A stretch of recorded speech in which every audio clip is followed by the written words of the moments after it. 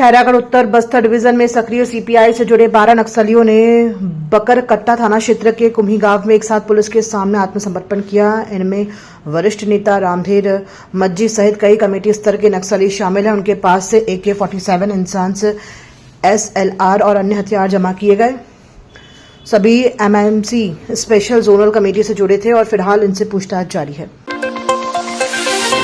छत्तीसगढ़ में नई जमीन गाइडलाइन दरों में बढ़ोतरी के खिलाफ कांग्रेस ने रायपुर के राजीव गांधी चौक पर धरना प्रदर्शन किया। पूर्व विधायक विकास उपाध्याय ने कहा कि बढ़ी हुई दरों से आम जनता और जमीन कारोबारियों पर बोझ बढ़ा है। भारतीय जनता पार्टी की 2 साल की सरकार ने अलग अलग कृषि फरमान जारी करके अलग अलग ऐसी नीति योजना बनाई जिससे आम आदमी के उसके घर में अतिरिक्त खर्च में पड़ने वाला है। हर व्यक्ति के नाम की जमीन है, किसान, मकान मालिक, दुकान मालिक, रजिस्ट्री गाइडलाइन के रेट को बढ़ाकर अपने आप में एक बड़ा बोझ भारतीय जनता पार्टी की सरकार ने दे दिया। जिद की सरकार है, जिद में फैसले लेते हैं। भारतीय जनता एक तरफ कांग्रेस की सरकार ने रजिस्ट्री गाइडलाइन के रेट को कम किया था, दूसरी तरफ भारतीय जनता पार्टी ने रेटों को बढ़ाकर जनता को कई तकलीफ देने का काम किया है। ये आंदोलन हम जनता का आंदोलन है। हम लोग यहाँ बैठे, हम कांग्रेस पार्टी को समर्थन करने के लिए हम लोगों को बुलाया गया, हम समर्थन देने के लिए पूरे छत्तीसगढ़ के अंदर में जो नई गाइडलाइन लाई गई है भाजपा की सरकार द्वारा, OPी चौधरी के द्वारा, इसके तहत लोगों के ऊपर अतिरिक्त भार पड़ने वाला है। जिस स्तर पे अनुपात में दरों की वृद्धि की गई है 500 से 800% तक के लोगों के ऊपर भार पड़ रहे हैं। लोगों के जमीन पे कई लोग शादी है, बच्चों की शादी है, जमीन बेचना चाहते हैं, जमीनें बिकने की गाइडलाइन है, वो लोग रजिस्ट्री कराने में सक्षम। इन सब बातों का विरोध करने के लिए यहाँ पर आए हैं।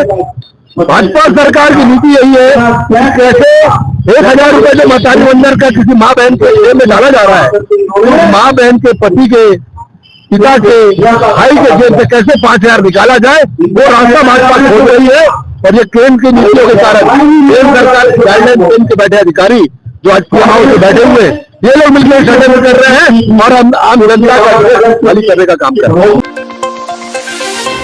खैरागढ़ जिले में नक्सल विरोधी अभियान को बड़ी सफलता मिली है। नक्सल मुद्दे पर गृह मंत्री विजय शर्मा ने बड़ा बयान देते हुए कहा कि MCC महाराष्ट्र और छत्तीसगढ़ क्षेत्र अब पूरी तरह से क्लियर हो चुके हैं।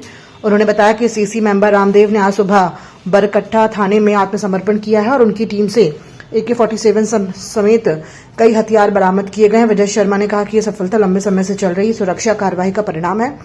साथ ही उन्होंने नशा तस्करों और ISI से जुड़े नेटवर्क को सख्त चेतावनी देते हुए कहा कि छत्तीसगढ़ में नशे का कारोबार करने वालों की संपत्तियां जब्त की जा रही हैं। उन्होंने साफ कहा कि अब कोई ये ना समझे कि कुछ महीनों की जेल के बाद फिर से ऐश की जा सकेगी। एक एक पैसा जब्त होगा, किसी को बख्शा नहीं जाएगा। उन्होंने चेतावनी दी। MMC जोन है, मध्य प्रदेश, महाराष्ट्र, छत्तीसगढ़। इस जोन की पूरी टीम ने, एक टीम ने मध्य प्रदेश, एक टीम ने महाराष्ट्र और एक टीम ने छत्तीसगढ़ में पुनर्वास किया। आज सुबह जो घटनाक्रम हुई है उसके पीछे अनेक लोगों ने अनेक दिनों तक काम किया है और एक आज बड़ा सुखद समाचार ये रहा कि CC मेंबर रामदेव वो सुबह हमारे बकरकट्टा थाने में पहुंच करके उन्होंने पुनर्वास किया है और पुनर्वास के लिए अब आगे बढ़ेंगे। उनकी पूरी टीम है, 3 AK-47 है, इंसास भी हैं और अन्य हथियार भी बरामद हुए हैं। कुछ और डंप की जानकारी मिली है, उस पर भी अभी काम हो रहा है। तो ये बड़ी सफलता है। आज जब मैं आपसे बात कर रहा हूं तो MMC जोन पूरी तरीके से क्लियर हो गया है। कुछ शेष थे वो भी वापस आ गए। सर और थोड़ी स्पष्टता हो जाने दीजिए। छत्तीसगढ़ में नई सरकार के बनने के बाद बड़ी स्पष्टता के साथ आपको ध्यान होगा end-to-end इन्वेस्टिगेशन के लिए काम कर रहे हैं। यहाँ तक यह भी फाइनल किया हुआ है और अनेक प्रकरण पहली बार छत्तीसगढ़ में हुए हैं जिसमें ऐसे लोग जो नशे का कारोबार कर रहे हैं उनकी संपत्ति जब्त करने का काम किया। सफेमा के माध्यम से ये कार्रवाई छत्तीसगढ़ में की गई है, आगे भी की जाएगी। कोई ये ना सोचे कि मैंने संपत्ति जुटा ली और 6 महीने की जेल काट करके मौज करूंगा जिंदगी में, ऐसा नहीं होगा। पूरी संपत्ति जब्त होगी। एक पैसा ऐसा उनके पास नहीं बचेगा जो उन्होंने इस धंधे पे कमाया है। 150 साल हो गए बंकिम चंद्र जी की इस रचना के और हमारे देश की प्रेरणा के लिए भी। इसको ही लेकर के वंदे मातरम गाते गाते कितने ही देश के जवानों ने अपना सर्वोच्च बलिदान देश के लिए दिया है। अभी भी प्रेरणा का विषय है। आज जब इसका 150वां वर्ष है, मैं हृदय से आग्रह करता हूं समूचे देशवासियों से, प्रदेशवासियों से कि वंदे मातरम को जरूर समझें, जरूर ध्यान दें, इसका गान जरूर हो, हर जगह गान। छत्तीसगढ़ प्रदेश कांग्रेस अध्यक्ष दीपक बैज ने पत्रकारों से चर्चा में केंद्र और राज्य सरकार पर तीखे आरोप लगाए। उन्होंने कहा कि विमानन क्षेत्र में एकाधिकार के कारण उड़ान संकट पैदा हुआ है और इंटरनेट, कोयला व बिजली क्षेत्रों में भी चंद कंपनियों का कब्जा बढ़ा है। उन्होंने प्रदेश में धान खरीदी पर सवाल उठाते हुए कहा कि किसानों को टोकन नहीं मिल रहे हैं और तय मात्रा में खरीदी नहीं हो रही है। बिजली दरों में बढ़ोतरी और स्मार्ट मीटर पर भी उन्होंने आपत्ति जताई। साथ ही गोवा अग्निकांड का हवाला देते हुए राज्य में फायर सेफ्टी ऑडिट अभियान की मांग की और मेडिकल पीजी सीटों में राज्य कोटे को 50% से घटाकर 25% करने के फैसले का विरोध किया। आज एक कंपनी की हठधर्मिता के वजह से पूरी देश में जहाजों की उड़ान पर संकट आ गया है। यह मोदी सरकार की एक कंपनी को एकाधिकार देने का परिणाम है।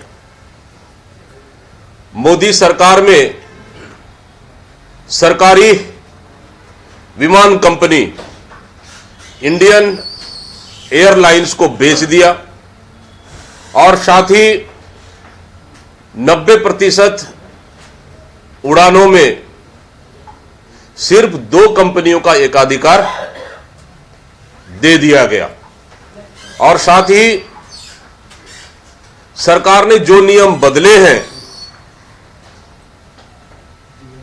उस बदलाव के वजह से पूरी देश की जनता आज एयरपोर्ट में, सभी देश के एयरपोर्ट के लाइन में आज खड़े हो गए। कहीं न कहीं इस सरकार की नाकामी के वजह से आज इंडिगो एयरलाइंस से पूरी देश की जनता संकट में आ गए हैं। आज देश की जनता स्वर्गीय इंदिरा गांधी जी को याद कर रहे हैं। अगर इंदिरा गांधी जी आज होते, मैं समझता हूं को इंडिगो एयरलाइंस को अभी तक अधिग्रहण कर लिए होते। सिर्फ सवाल हवाई सफर का नहीं, आने वाला समय में अभी विमान संकट तो एक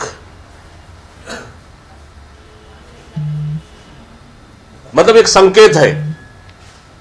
आने वाला समय में कहीं ऐसा स्थिति ना हो जाए कि इंटरनेट संकट आ जाए, क्योंकि इंटरनेट में भी आप देखेंगे कि जियो और एयरटेल में सिर्फ एक कंपनी का एकाधिकार है और दूसरी तरफ देश के पावर सेक्टर में एक उद्योगपति का एकाधिकार है। इस तरह से आने वाला समय में अभी तो सिर्फ हवाई संकट हुआ है, कहीं नेटवर्क संकट ना आ जाए, कहीं पावर संकट ना आ जाए, इसको भी सरकार को ध्यान रखना चाहिए। लेकिन जिस तरह से पूरी देश में हालात पैदा हुई है, ये उसी नोटबंदी की तरह है, उसी लॉकडाउन की तरह है कि इस सरकार की गलत नीतियों की वजह से आज देश के आम जनता को एयरपोर्ट पर कई दिनों से आज इस सरकार ने लाइन पे लगा दिया है। इसको सरकार को तत्काल बहाल करना चाहिए। दूसरा तरफ जिस तरह से पूरी छत्तीसगढ़ में धान खरीदी